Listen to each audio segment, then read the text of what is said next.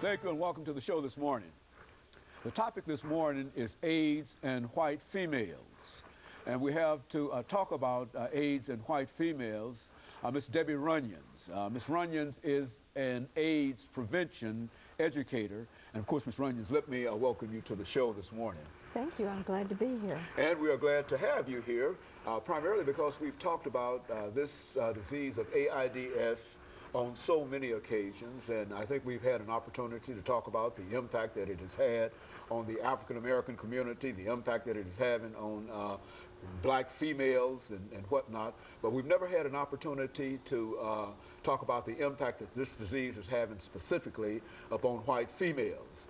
And we're simply encouraged by the fact that U.M.E.N, an AIDS prevention educator, have agreed to talk to us about that today. But before we get into that, Mrs. Runions, let's see if we can have you to give us some information about your background, your education, and some of the things that eventually led you to become an AIDS prevention educator.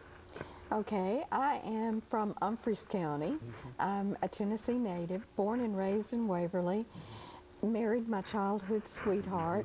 He died in a car accident when he was 32. We'd been married 12 and a half years. And I had married the first boy I ever went out with, so it took me a while to decide to date. I had 2 young children. But when I did, it was in the 80s, and we were just beginning to hear about this disease, but it was never talked about as something that a woman should worry about. So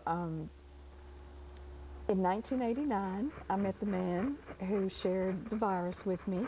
I did not become infected until 1992 from one exposure.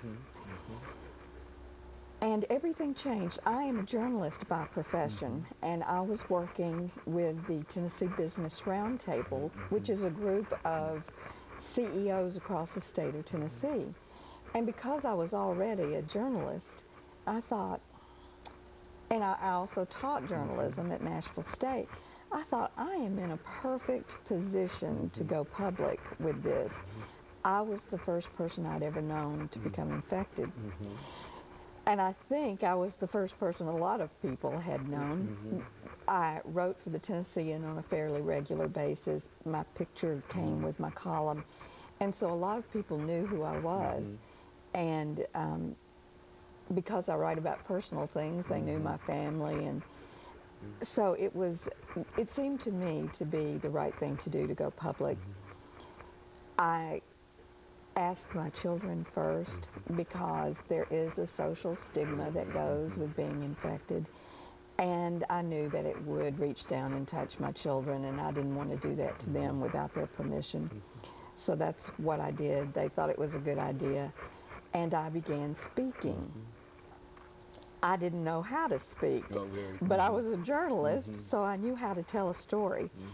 And it turned out that because I was one of the first women to go public in the state of Tennessee, that I moved very quickly into the public arena and moved on up to the national level. After only 3 speeches, I was asked if I wanted to apply for President Clinton's advisory council. It had not been created yet. He was just trying to pick. And I said, well, sure. So I did, and my chances, there were about 800 people who applied for 30 positions, and I was chosen. I think it might have had something to do with Al Gore being from Tennessee. Okay, very good. Okay, it probably did. It probably did. But people asked me how that happened. I said, I don't know.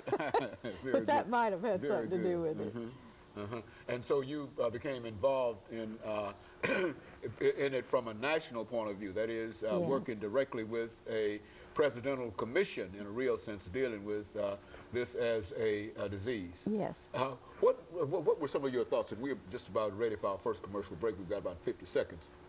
But let's start off by giving us some of your thoughts in reference to your responsibilities on that particular commission, and then we'll pick it up after our break. Okay. I was On the prevention committee, I work specifically with young programs for young people because of what I do here. I work for the Tennessee Department of Education on a grant from the Centers for Disease Control and Prevention to talk to kids across the state about HIV. And because that was my little part of expertise, that's the one I was on, the committee I was on. Very good. And of course, let us make preparations for this first commercial break here, Ms. Runions, and then we'll come back and talk about other aspects. And we'll be back with our audience following this very, very short commercial break. Show for the morning.